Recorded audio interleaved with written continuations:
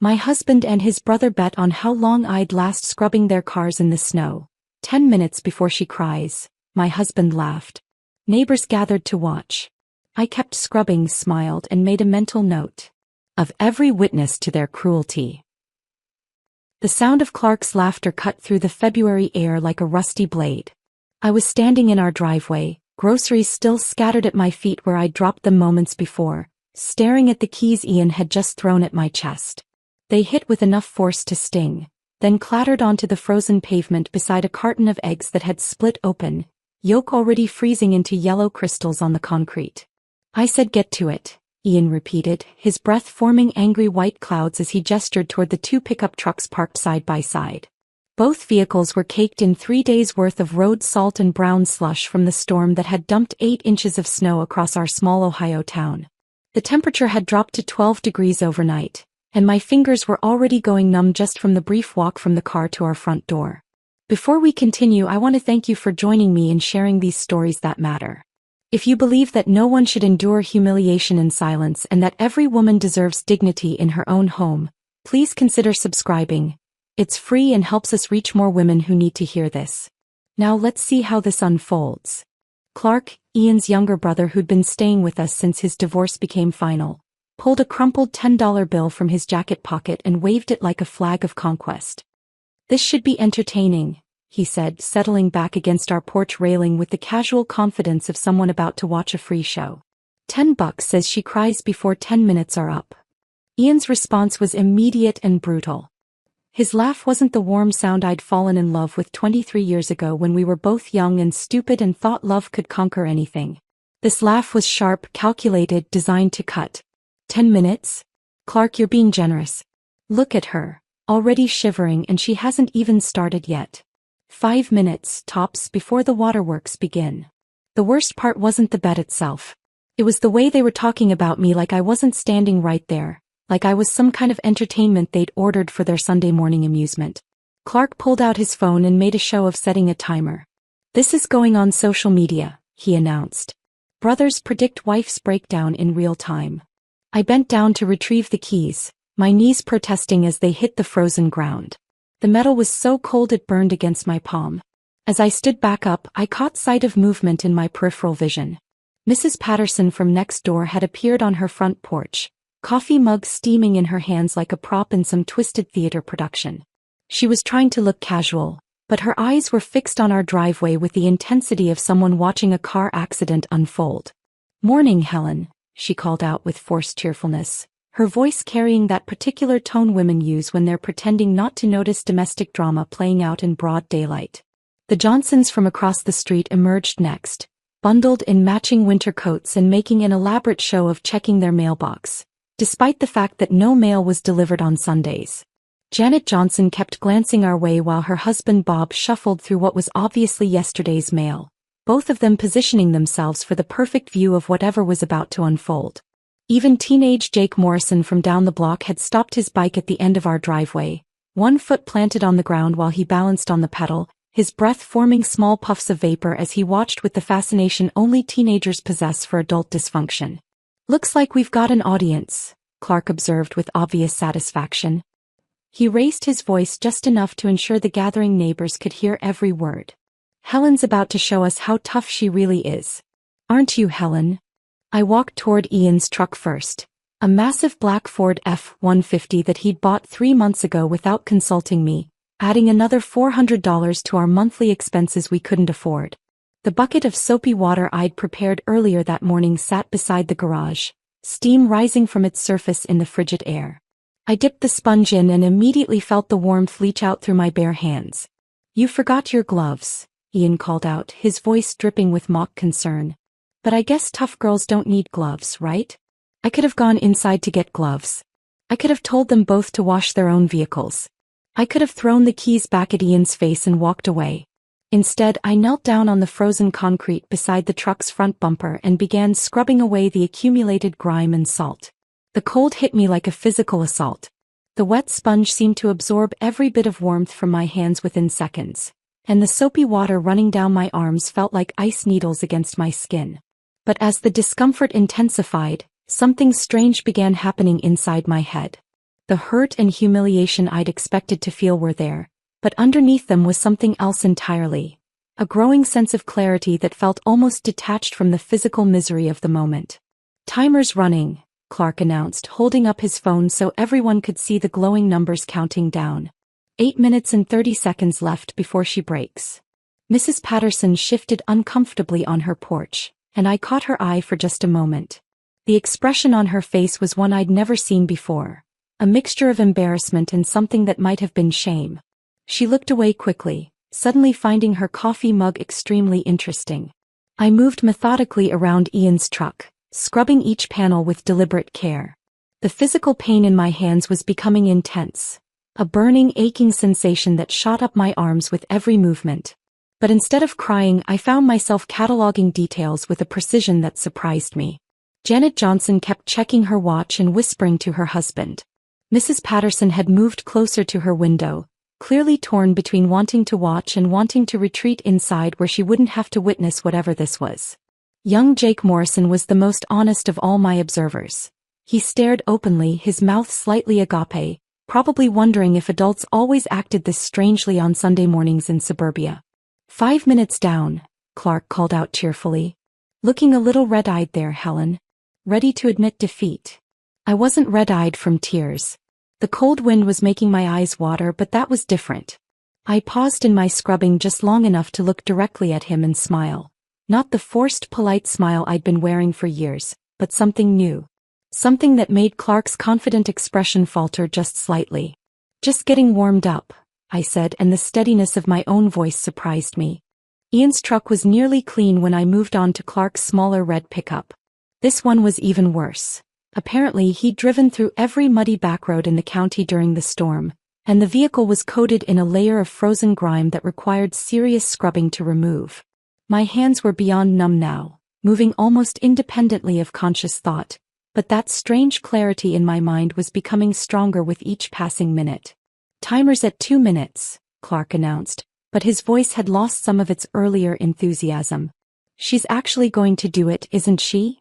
"Don't count your chickens," Ian replied, but he sounded less certain than before. "She's stubborn when she wants to be." Stubborn. 23 years of marriage, and that's how he described me to his brother while I knelt in the freezing cold, washing their vehicles like some kind of servant.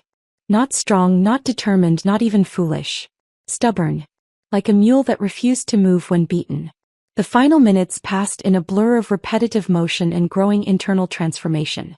I finished Clark's truck with 30 seconds to spare on his arbitrary timer, then stood up slowly, every joint in my body protesting the extended time spent kneeling on frozen concrete.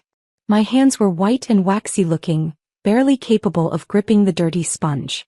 "Well, I'll be," Clark said, genuinely surprised as he looked at his phone. 10 minutes and she didn't shed a single tear.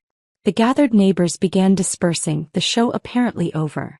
Mrs. Patterson retreated inside without another word. The Johnsons finally headed back to their house, their mailbox exploration complete. Jake Morrison pedaled away, probably eager to tell his friends about the weird lady who washed trucks in the snow without crying. But I wasn't done cataloging. As each neighbor disappeared, I made mental notes. Who had watched with obvious discomfort? Who had seemed entertained? Who had looked away when things became too awkward to witness? These weren't just random observations. They felt important somehow, though I couldn't yet articulate why. Ian came down from the porch, his expression unreadable. For a moment I thought he might actually apologize, might acknowledge that what had just happened crossed some invisible line we'd never discussed but had always understood. Instead he picked up the bucket of dirty water and dumped it into the storm drain. "Not bad," he said as if he were commenting on the weather. "Though you missed a spot on my tailgate." Clark was already heading inside, counting his $10 with exaggerated disappointment. "Easy come easy go," he muttered. "Thought she'd break faster than that." I stood there for several long moments after they'd both gone inside, my hands slowly regaining sensation in painful, prickling waves. The trucks gleamed in the weak February sunlight, cleaner than they'd been in months. The evidence of what had just happened was already disappearing. The puddles of dirty water would freeze and be swept away by the next storm. The scattered groceries could be cleaned up. The physical discomfort would fade. But something else had changed that wouldn't be so easily erased. As I finally gathered up the split eggs and torn grocery bags, I realized that the woman who had started washing those trucks 10 minutes ago was not the same woman who had finished the job. The transformation wasn't dramatic or obvious. It was quiet, internal, fundamental. I had smiled through their cruelty not because I was strong, but because I was learning something important about the nature of power and humiliation and the long game of marriage. They thought they had broken me down, made me smaller, proven some point about hierarchy and control. They had no idea what they had actually done. Walking toward the house, my hands still burning with returning circulation, I realized I wasn't thinking about forgiveness or confrontation or any of the usual responses to marital cruelty. I was thinking about consequences. About the difference between immediate reaction and long-term strategy. About the fact that people who enjoy humiliating others in public have usually made themselves vulnerable in ways they don't even recognize. The bet was over, but the game was just beginning. And unlike Ian and Clark, I understood that the most dangerous opponents are the ones who smile while they're being underestimated. Walking into the warmth of our kitchen, I could hear Ian and Clark's voices carrying from the living room, already recounting their morning entertainment to someone on speakerphone. Ian's cousin Mike, from the sound of it, getting a blow-by-blow account of how they'd tested Helen's limits and discovered she was tougher than expected. Should have seen her face when I threw those keys, Ian was saying, punctuating his words with the familiar sound of a beer can opening. It wasn't even noon yet. Looked like a deer in headlights for a second there. Clark's laughter followed. The best part was when she actually smiled at the end. Like she enjoyed being put in her place or something. I set the salvaged groceries on the counter with deliberate quietness, each item placed with the careful precision of someone who had learned to move through their own house like a ghost. The carton of eggs was a total loss, but I'd managed to save most everything else. Waste bothered Ian more than cruelty ever would. The conversation in the living room continued, and I found myself listening with a different kind of attention than I'd ever paid before.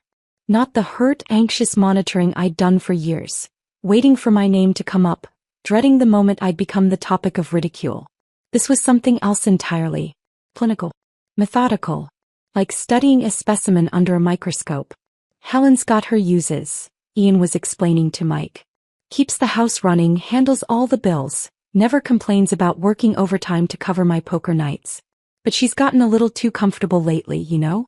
Sometimes you have to remind them who's in charge. The casual way he said it, like I was a pet that needed occasional discipline, made something crystallize in my chest. This wasn't the first time I'd overheard conversations like this, but it was the first time I'd listened without the accompanying knot of shame and self-doubt that usually came with Ian's public assessments of my worth. Clark chimed in with his own observations. She's been different since I moved in. Plus, accommodating. Remember how she used to apologize for everything? Now she just stares at you when you correct her. Yeah, I noticed that too, Ian agreed. Think she's going through one of those phases women get.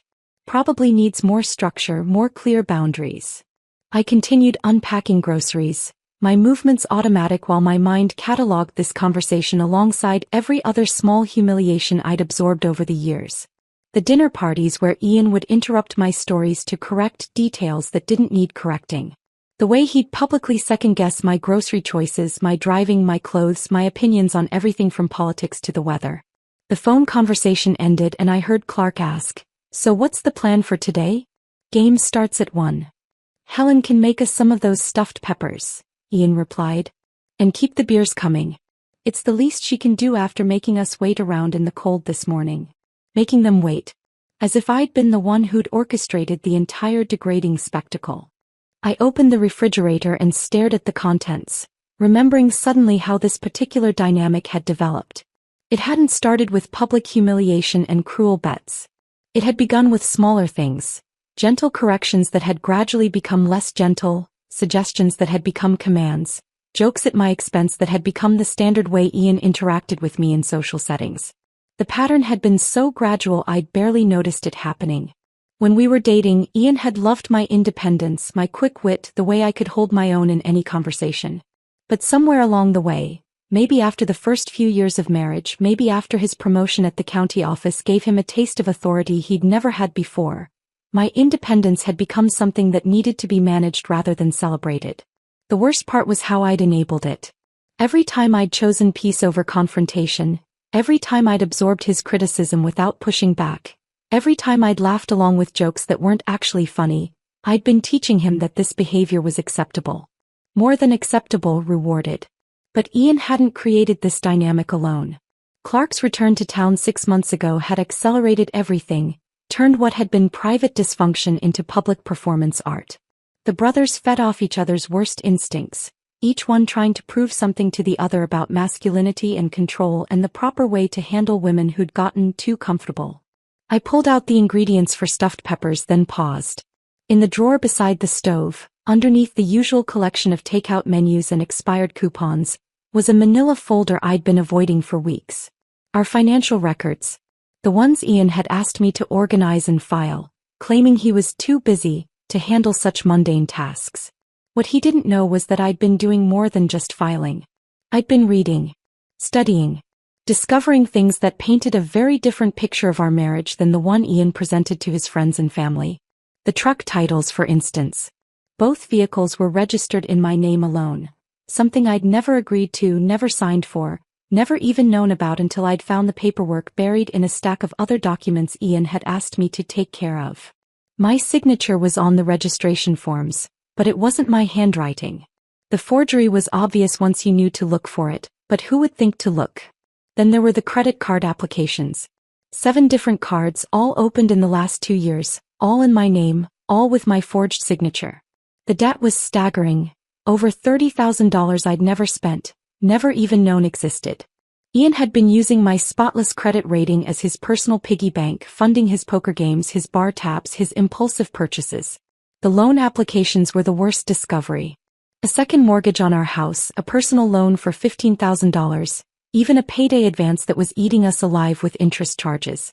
All of it in my name, all of it forged, all of it making me legally responsible for debt I'd never incurred. Helen. Ian's voice called from the living room. Where are those beers?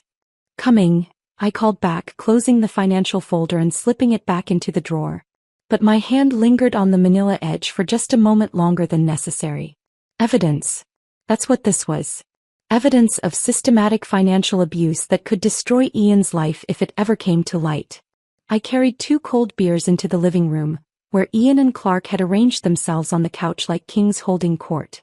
The coffee table was already cluttered with their phones, Clark's wallet, a deck of cards, and the crumpled $10 bill from this morning's bet. Finally, Ian said, accepting his beer without looking at me. And we're going to need snacks. Chips, maybe some of that cheese and crackers thing you do. Of course, I replied, but something in my tone must have caught his attention because he looked up sharply.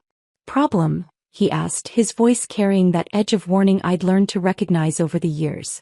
No problem, I said, meeting his gaze steadily. Just wondering if there's anything else you need.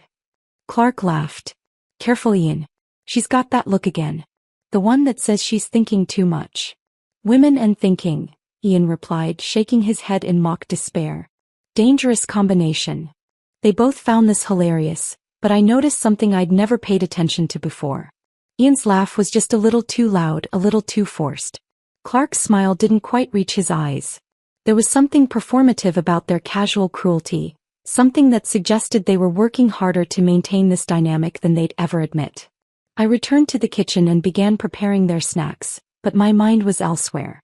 I was thinking about the difference between reactive and proactive approaches to problem solving. About the way Ian had trained me to focus on managing his moods rather than questioning his behavior. About how 23 years of marriage had taught me to be an expert at reading his emotional weather patterns while completely ignoring the systematic way he'd been undermining my financial independence. The stuffed peppers went into the oven, the cheese and crackers were arranged on a platter, and I delivered everything to the living room with the efficiency of someone who'd been performing these tasks for decades. But as I moved through these familiar motions, I was also cataloging information with the same precision I'd used to study our neighbors that morning. Ian's habits, his weaknesses, his assumptions about my compliance and ignorance, the way he'd made himself vulnerable by committing fraud in my name, by creating a paper trail that could destroy his reputation and his career if anyone ever bothered to investigate. Clark's dependencies, his reliance on Ian for housing, for money, for social connection. The way his own recent divorce had left him bitter and looking for targets to blame for his failures. The financial records hidden in my kitchen drawer. The neighbors who'd witnessed this morning's humiliation. The growing awareness that I'd been playing defense in a game where offense was not only possible but overdue. People like Ian don't respond to confrontation or tears, I realized. They respond to consequences. And after 23 years of marriage, I was uniquely positioned to deliver exactly the kind of consequences that would matter most. The game was about to change, and Ian had no idea how thoroughly he'd armed his opponent. The transformation didn't happen overnight. For 3 weeks after the truck washing incident, I continued my usual routines. Cooking, cleaning, managing finances, absorbing Ian and Clark's casual cruelty with the same resigned silence I'd perfected over the years. But underneath that familiar surface, something entirely different was taking shape. I began studying Clark with the methodical attention of a scientist observing a lab specimen. His patterns became predictable after just a few days of careful watching. Monday nights at Murphy's bar, usually home by midnight, stumbling and loud. Tuesday evenings nursing beers on our couch while complaining about his ex-wife's lawyer. Wednesday through Friday, a rotating schedule of local establishments where he'd drink away whatever money Ian had loaned him that week. But it was Thursday nights that offered the most interesting data. Ian's weekly poker game at the American Legion Hall meant I was alone with Clark from 7 until well past midnight. And Clark, freed from his brother's judgmental presence, drank with the dedicated focus of someone trying to erase specific memories. "You know what your problem is, Helen?" he'd said one particular Thursday, bourbon making his words thick and philosophical. He was sprawled across our leather couch, his jacket thrown carelessly over the armrest, keys glinting from the front pocket. "You think too much. Women who think too much make themselves miserable." I'd been folding laundry at the kitchen table, maintaining the perfect image of domestic compliance while internally cataloging every detail of his inebriated state. "Is that so?" I'd replied mildly. "Absolutely. Take my ex-wife. Sarah was always thinking, always analyzing, always trying to figure out what I was really thinking. Drove herself crazy with it." He took another long pull from his glass. "You're starting to get that same look. That suspicious, calculating look that says you're planning something." If only he'd known how right he was. Clark's driving was legendarily reckless even when sober, but alcohol transformed him into something genuinely dangerous. He bragged constantly about his ability to navigate the rural back roads around our town at speeds that would terrify most people. "Cops never patrol out there," he'd boast. "I could drive those curves blindfolded." The irony wasn't lost on me that Clark's greatest source of pride would become the foundation of his downfall. The opportunity I'd been unconsciously waiting for arrived on a Thursday evening in March. Ian had left for his poker game with his usual collection of warnings about keeping Clark under control and making sure he didn't get into the good whiskey. Clark had responded by immediately heading for the good whiskey. By 9:30 he was unconscious on the couch, snoring with the deep rhythmic breathing of someone who wouldn't wake up if the house caught fire. His keys had slipped from his jacket pocket and lay on the floor beside a glass that still held 2 fingers of Ian's expensive bourbon. I stood in the doorway for several minutes, watching the steady rise and fall of his chest, listening to the reliable pattern of his breathing. The garage was empty. Ian had taken his truck to poker night, claiming Clark's vehicle rode like a covered wagon and wasn't suitable for a man of his status. 3 hours. That's how long Ian's poker games typically lasted. Sometimes longer if he was winning. 3 hours of uninterrupted access to Clark's truck, with Clark himself providing the perfect alibi by being unconscious in our living room. I'd never sabotaged a vehicle before, but 23 years of marriage to a man who considered himself mechanically gifted had taught me more about automotive maintenance than I'd ever wanted to know. Ian's Saturday afternoons were always spent tinkering under the hood of one vehicle or another, usually with a beer in one hand and a wrench in the other, explaining every procedure to me whether I'd asked or not. The brake system was simpler than I'd expected. Not the dramatic movie-style cutting of brake lines that would result in immediate catastrophic failure, but something far more subtle and infinitely more plausible. A few loosened connections here, some fluid drained there, just enough to create delayed response time at high speeds, especially on the kind of winding back roads Clark loved to race down after a night of drinking. Working in the dim light of the garage, wearing Ian's old work gloves to avoid leaving fingerprints, I made the kind of careful adjustments that would pass casual inspection but fail under the stress of aggressive driving. Nothing that would harm Clark seriously. I wasn't a murderer, despite what Ian's behavior sometimes made me fantasize about. But enough to cause an accident significant enough to bring investigators, insurance adjusters, and all the scrutiny that comes with suspicious vehicle malfunctions. The most interesting discovery came entirely by accident. While returning Clark's keys to his jacket pocket, I felt the crinkle of paper and found myself holding a manila envelope that had been folded and stuffed into the inner pocket. Curiosity got the better of discretion and I carefully extracted the contents. Life insurance paperwork. A substantial policy, $200,000, that Clark had apparently taken out shortly after his divorce became final. But the really intriguing detail was the beneficiary information. Not his ex-wife, not his parents, not even a charity. Ian's name was typed clearly on the beneficiary line, with a handwritten note in the margin that read, "Only family I have left." I photographed every page with my phone, hands trembling slightly as I realized the implications. Then I carefully refolded everything and returned it to Clark's pocket exactly as I'd found it. The insurance policy changed everything. What had started as a vague plan for causing Clark some inconvenience had suddenly become something far more sophisticated. With Ian as the primary beneficiary of a substantial life insurance policy, any accident involving Clark would automatically cast suspicion on my husband. Especially if there was evidence of vehicle tampering. Which brought me to the final piece of the puzzle, Ian's work gloves. He'd left them in the garage after his last automotive project, stained with grease and brake fluid from working on his own truck the previous weekend. I'd used them during my sabotage work specifically because they already contained traces of automotive fluids, making them perfect for hiding additional evidence. After completing my work on Clark's brakes, I sealed the gloves in a plastic bag and buried them deep in Ian's toolbox, underneath months of accumulated junk, old receipts, broken tools, spare parts for projects he'd never finished. The kind of hiding place that would be discovered eventually by someone looking hard enough, but would appear to be Ian's clumsy attempt at concealing evidence. Every element was falling into place with a precision that surprised me. Clark's reckless driving habits, Ian's mechanical knowledge, the insurance policy that created perfect motive, the physical evidence that would point directly at my husband. All I had to do was wait for Clark to provide the final component, an accident serious enough to trigger an investigation. Returning to the house, I found Clark exactly as I'd left him, still unconscious on the couch. I covered him with a blanket and cleaned up his whiskey glass, erasing any evidence that I'd been anywhere other than the kitchen, doing the kind of domestic tasks Ian expected me to be occupied with during his absences. When Ian returned from poker night 3 hours later, slightly drunk himself and in a good mood from winning $40, he found me reading in bed and Clark snoring peacefully on the couch. "How was he tonight?" Ian asked, loosening his tie with the satisfied air of a man whose evening had gone exactly as planned. "Quiet," I replied, not looking up from my book. "Fell asleep watching television around 9. Good. Maybe he's finally learning to pace himself."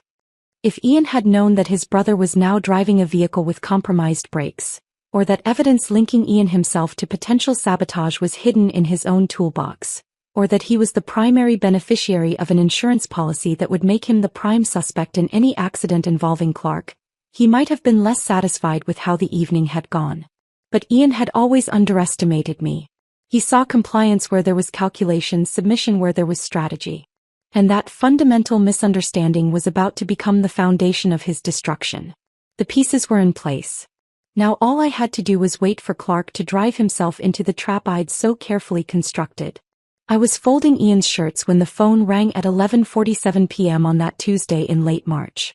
The caller ID showed Mercy General Hospital, and for one terrible moment, I wondered if I'd miscalculated, if my careful sabotage had been more devastating than intended.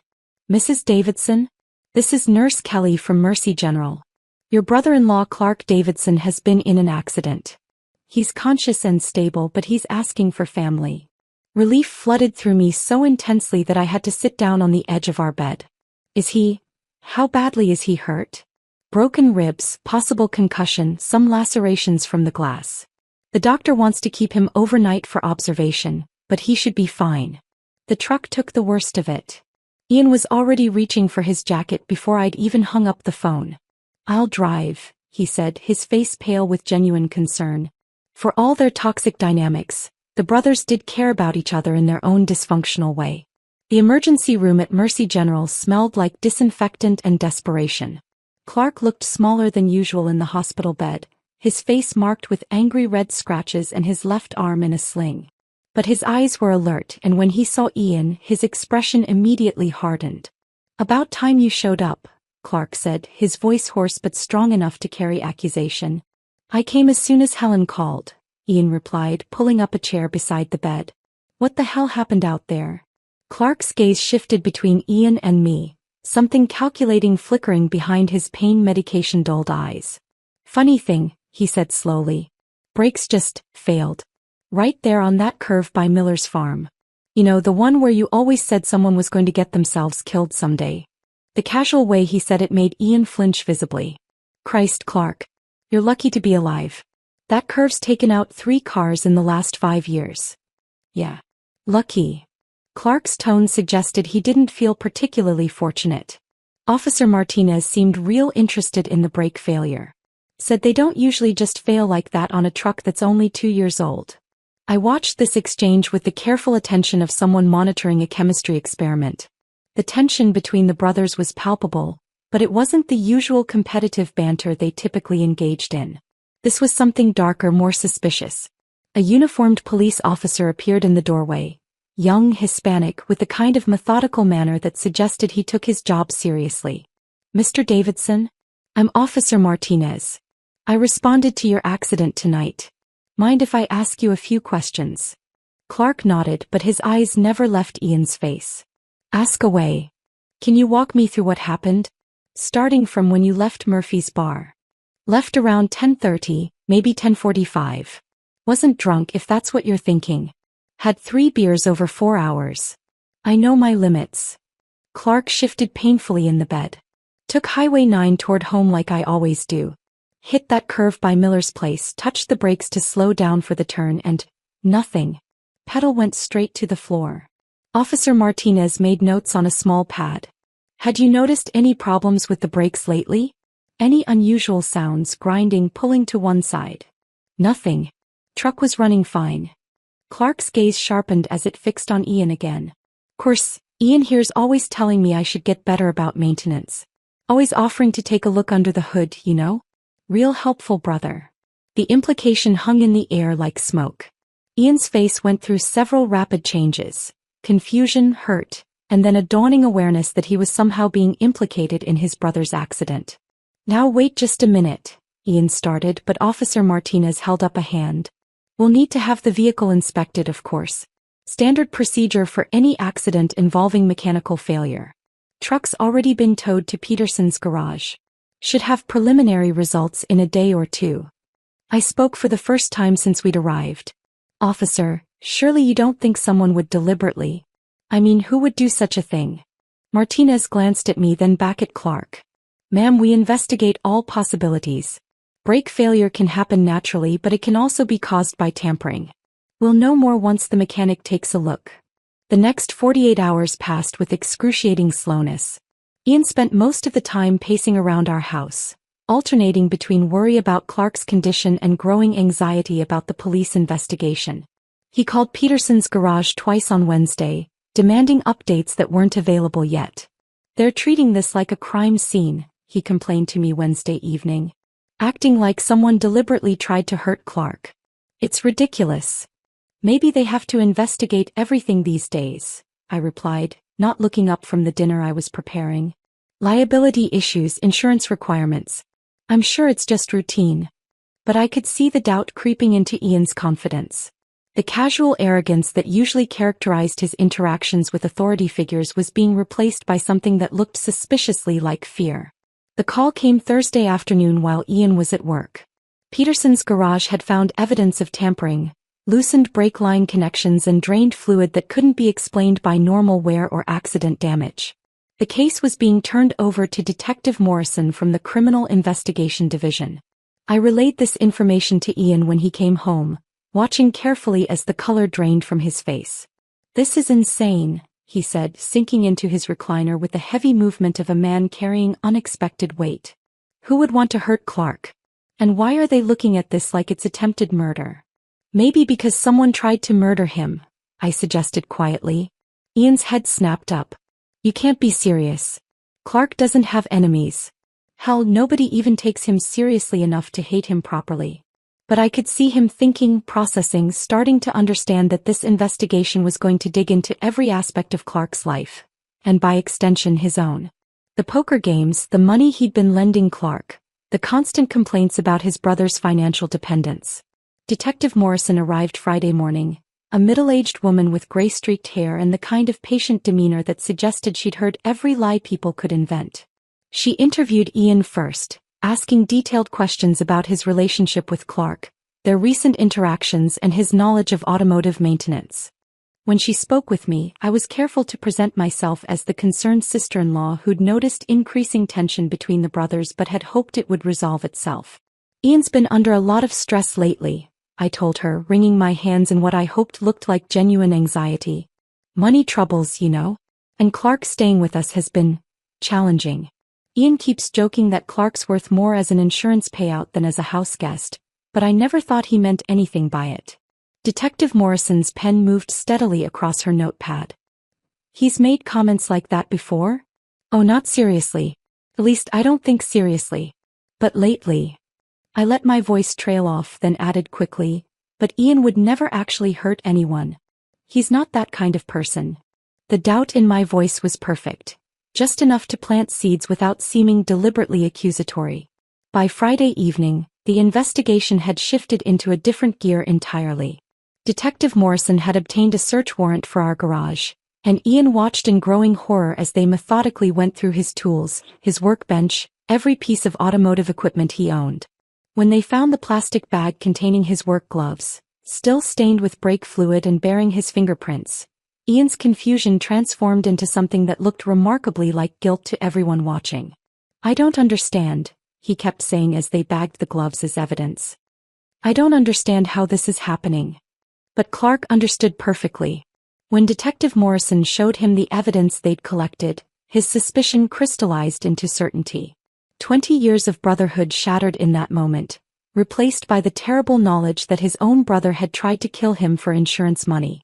The beautiful thing about a well-constructed frame is that it doesn't require elaborate lies or complex deceptions. It simply arranges the truth in such a way that only one conclusion seems reasonable. And watching Ian's world collapse under the weight of circumstantial evidence that pointed directly at him, I finally understood what justice could look like when you stopped waiting for someone else to deliver it. The phone call from Ian's supervisor came Monday morning at 8:15, just as I was pouring coffee into my favorite blue mug, the one Ian had always claimed was too fancy for everyday use. County Administrator Patricia Williams spoke with the clipped efficiency of someone delivering unpleasant news she'd rather avoid. Mrs. Davidson, I'm calling to inform you that Ian has been placed on administrative leave, effective immediately. Given the ongoing criminal investigation, the county feels it's necessary to distance itself from any potential liability. I thanked her politely and hung up, then sat at our kitchen table listening to the silence that followed. 20 years of steady employment, gone with a single phone call. 20 years of Ian strutting around town with the self-importance that came from being a county employee, from having what he considered a position of authority and respect. When Ian came downstairs an hour later, still in his bathrobe, I delivered the news with the same neutral tone Patricia Williams had used with me. They can't do this, he said, his voice cracking with disbelief. I haven't been convicted of anything. Hell, I haven't even been formally charged yet. Apparently they can, I replied, buttering toast with methodical precision. Administrative leave pending investigation. Standard policy. Ian sank into his chair across from me, suddenly looking older than his 51 years. This is destroying everything, Helen. My job, my reputation, my relationship with Clark. All based on some circumstantial evidence that doesn't prove anything. I studied his face over the rim of my coffee cup. The arrogance that had defined him for so long was cracking, revealing something desperate and frightened underneath. Maybe you should call your lawyer. The lawyer, Tom Bradley, a local attorney who specialized in criminal defense, had news that made Ian's employment situation seem trivial by comparison. When Ian returned from their Tuesday morning meeting, his face was ashen. They found more, he said, collapsing into his recliner with the defeated posture of a man who'd run out of fight. Bradley went through our financial records as part of building my defense. Found all those forged signatures, the hidden debt, the credit cards and loans I took out in your name. I continued folding laundry, each movement deliberate and calm. What does that mean for your case? It means the prosecution now has a clear motive for attempted murder. They're saying I needed Clark's insurance money to cover the debt I'd been hiding from you. $200,000 would have solved all my financial problems. The irony was perfect. Ian's own financial crimes, the systematic fraud he'd committed against me for years, had become the very evidence that would convict him of a crime he hadn't actually committed. Bradley thinks they might offer a plea deal, Ian continued, his voice hollow. Reckless endangerment instead of attempted murder. Probably still looking at 2 to 5 years, but better than 15 to life. That evening, Ian tried calling Clark for the 7th time since the accident. I watched from the kitchen doorway as he listened to his brother's voicemail message, then hung up without leaving another desperate plea for Clark to call him back. He won't even talk to me, Ian said, more to himself than to me. 20 years of brotherhood and he thinks I tried to kill him for money. Can you blame him? I asked quietly. The evidence is pretty convincing. Ian's head snapped up, his eyes searching my face for something he apparently didn't find. You believe them too, don't you? You think I actually tried to murder my own brother? I considered my response carefully. I think you've been capable of things I never imagined. The forged signatures, the hidden debt, the way you've treated me in front of our neighbors. Maybe attempted murder isn't such a stretch after all. The words hit him like physical blows. I could see him processing the implication that his own wife, the woman who'd stood by him for 23 years, no longer trusted him to tell the truth about anything. Wednesday brought a visit from Ian's mother, Eleanor, a steel-haired woman who'd always made it clear she considered me an inadequate match for her son. She'd driven down from Toledo specifically to discuss the family crisis, and her position was immediately apparent. I've spoken with Clark, she announced, settling into our living room with the bearing of a queen addressing her subjects. He's convinced Ian tried to kill him, and frankly, I can understand why. Ian stared at his mother in shock. You can't be serious. I'm your son. And Clark is also my son, Eleanor replied coolly. The difference is that Clark isn't facing attempted murder charges. Clark didn't forge his wife's signature on financial documents. Clark didn't create a mountain of debt and then conveniently position himself to inherit a substantial insurance payout. The family meeting deteriorated from there. Eleanor made it clear that she was supporting Clark emotionally and financially through his recovery, while Ian could expect no such assistance. You've made your bed, she told him as she prepared to leave. Now you'll have to lie in it. After she left, Ian sat in stunned silence for nearly an hour. When he finally spoke, his voice was barely above a whisper. Even my own mother thinks I'm guilty. Thursday morning brought the official charges. Detective Morrison called to inform us that the district attorney's office had filed formal charges of attempted murder, fraud, and forgery. Ian's arraignment was scheduled for the following Monday. This is really happening, Ian said after I'd relayed the detective's message. They're actually going to put me on trial for trying to kill Clark. That afternoon I made my own appointment with Tom Bradley. As Ian's wife, I had every right to understand the legal implications of his case, particularly given that my forged signatures had become central evidence in the prosecution's motive theory.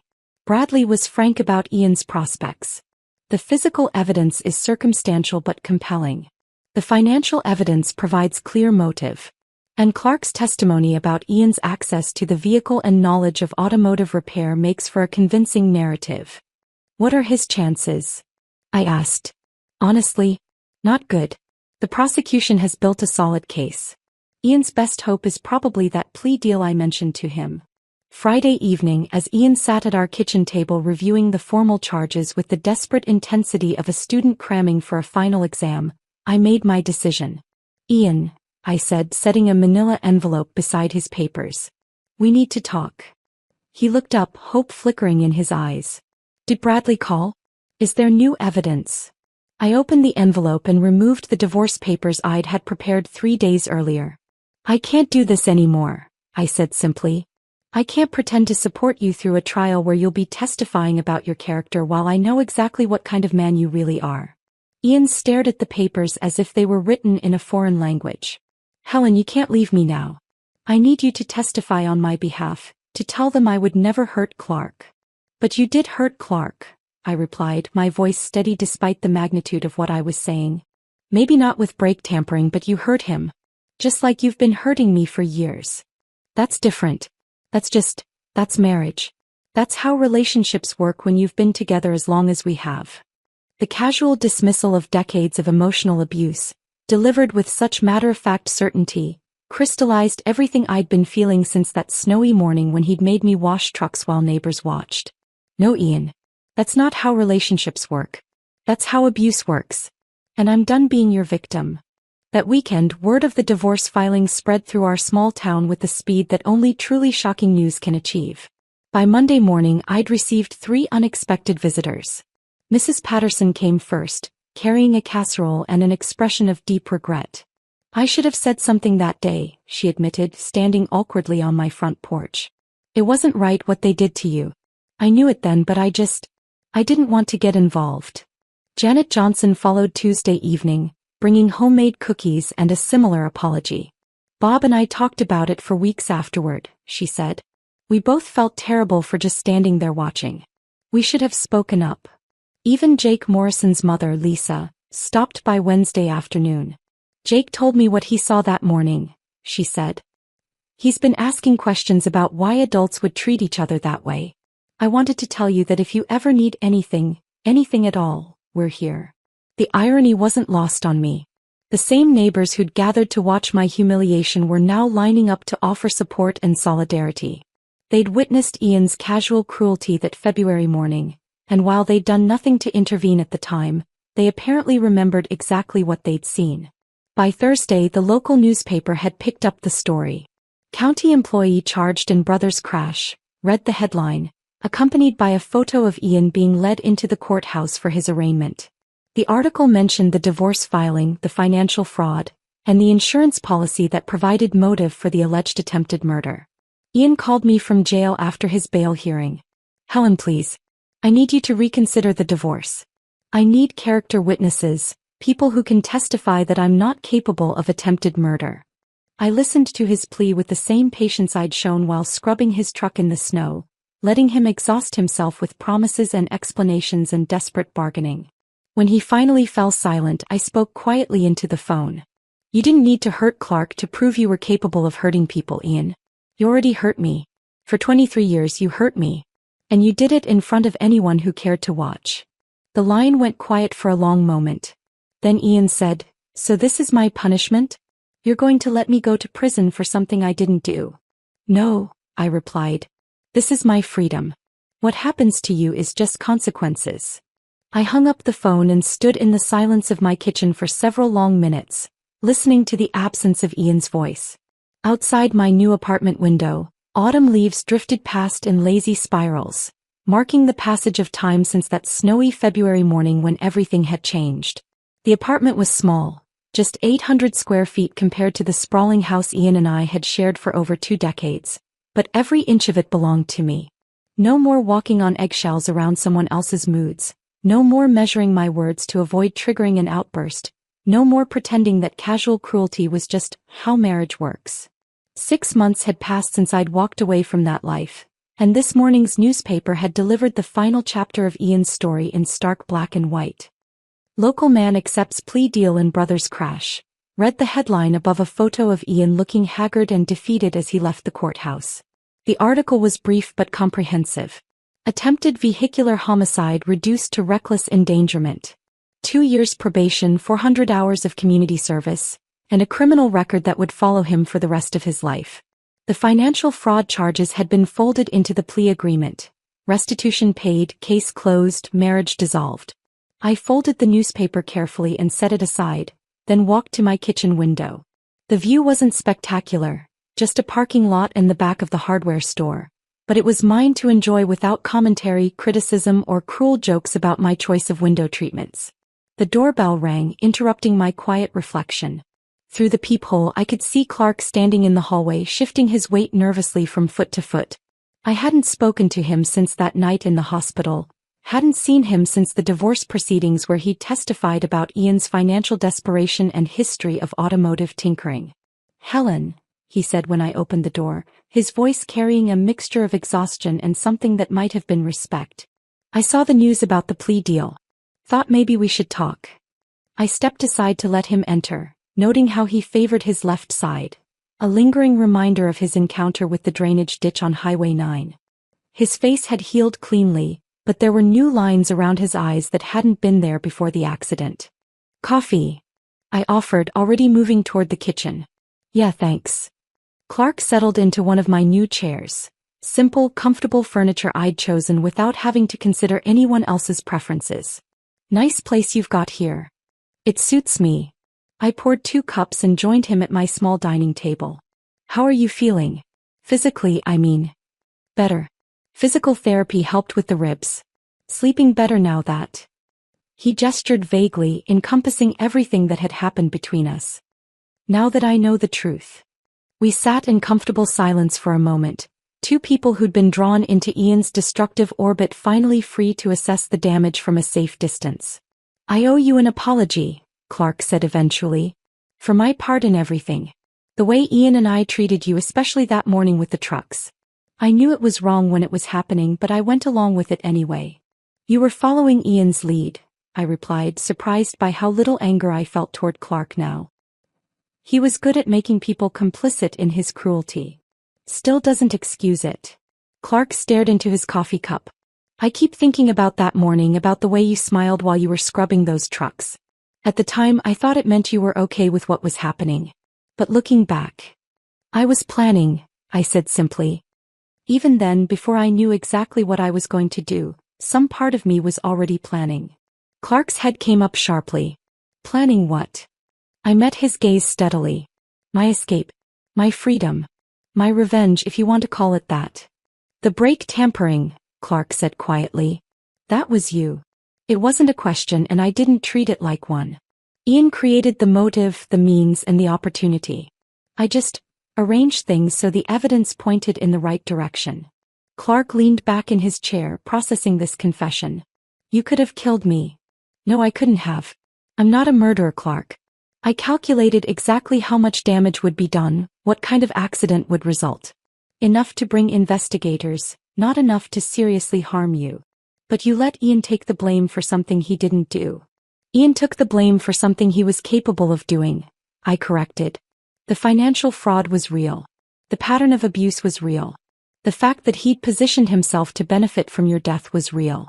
I just helped justice find its way to the right conclusion."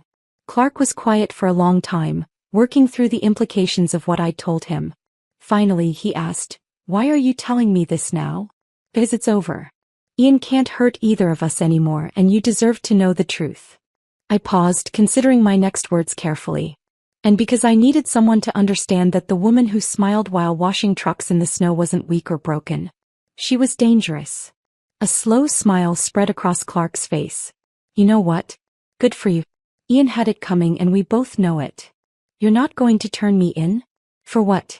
"Ian pled guilty to reckless endangerment. Case closed. Besides," Clark's smile widened, "I'm not exactly the victim here, am I?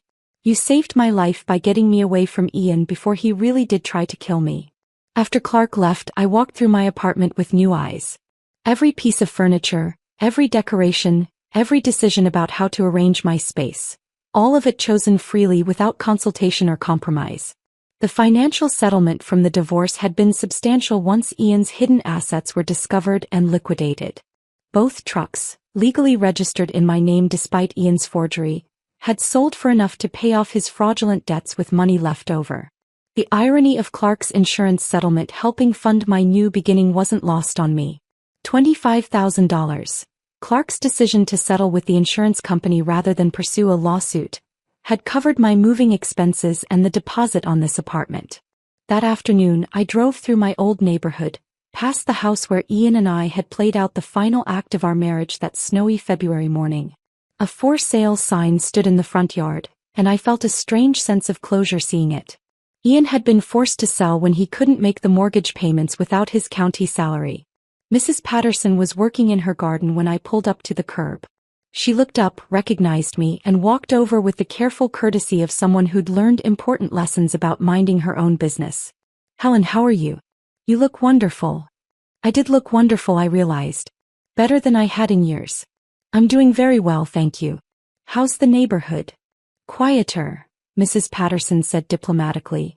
"The new family that bought the Johnsons' place is lovely. Young couple with twin boys. Very polite." We talked for a few more minutes about inconsequential things. The weather, changes in the neighborhood, her grandson's upcoming graduation. But underneath the pleasant small talk was an acknowledgement of everything that had happened, everything we'd both witnessed and learned from. As I drove away, I caught sight of Jake Morrison, no longer a teenager but a young man now, washing his car in his parents' driveway. He looked up as I passed, raised his hand in a brief wave, and I wondered what lessons he'd carried from that February morning when he'd watched two grown men humiliate a woman for their entertainment. That evening, I sat on my small balcony with a glass of wine, watching the sun set over a town that had reshaped itself around Ian's scandal. He'd become the cautionary tale parents told their children, the example wives cited when their husbands pushed too far, the proof that consequences could find anyone anywhere, if the right person decided to deliver them. I wasn't angry anymore. That revelation had come gradually over the past 6 months, the rage and resentment slowly dissolving as I built a life that belonged entirely to me. Ian had tried to make me small, insignificant, disposable. Instead, he'd created someone capable of patience, planning, and perfectly executed revenge. The woman who'd smiled while scrubbing trucks in the snow had been planning her escape the whole time, even if she hadn't known it yet. And now, sitting in the quiet sanctuary of her new life, she could finally appreciate the elegant symmetry of it all. People forget words, but they never forget how you made them feel. Ian had made me feel powerless for 23 years. Now he understood exactly what powerlessness felt like, and he'd have 2 years of probation to think about how he'd earned it. The neighbors who'd witnessed my humiliation that February morning had become witnesses to something else entirely, proof that sometimes the quiet ones are the most dangerous of all. If this story of calculated revenge had you holding your breath, hit that like button right now. My favorite part was when Helen calmly handed Ian those divorce papers while he begged for her support. What was your favorite moment? Drop it in the comments below. Don't miss more jaw-dropping stories like this. Subscribe and hit that notification bell so you never miss an upload.